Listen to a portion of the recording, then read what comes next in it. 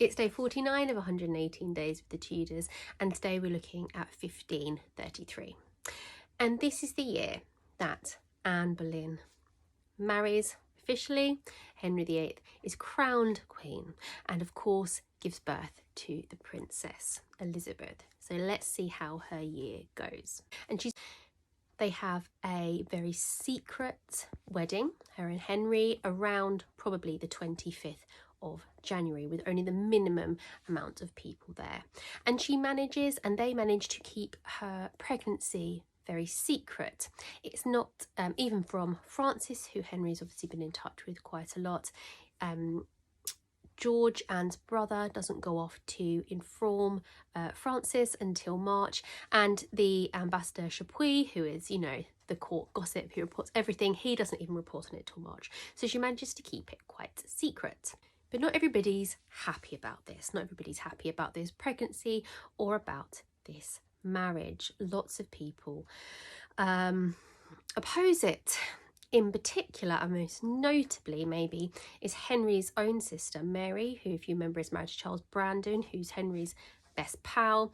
They refuse to acknowledge Anne as queen and even refuse to come to the Shrovetide celebrations at court. The 23rd of May, Cranmer pronounces the marriage between Henry and Anne lawful and the marriage between Henry and Catherine as void. 7 days later, she is crowned queen, and workmen set about stripping all of Catherine's emblems from the royal palaces and from the royal barge.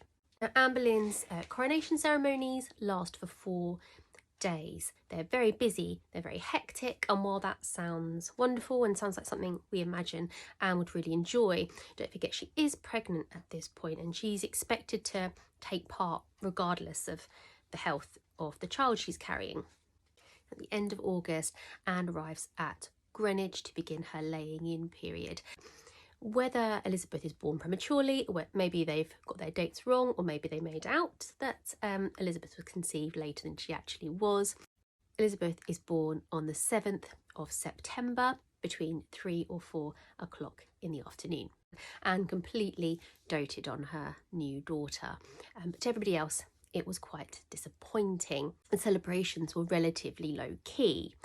However, Anne had conceived very quickly, the labour had been fairly straightforward, and the baby was healthy. So these are all good signs that lots of heirs will come.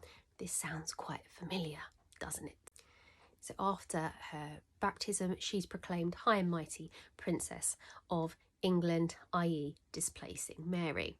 So in December of that year, a household is created for her at Hatfield. Now, it's supposed to technically be a household for both Elizabeth and Mary, but Elizabeth at this point outranks Mary, and Mary's technically under house arrest.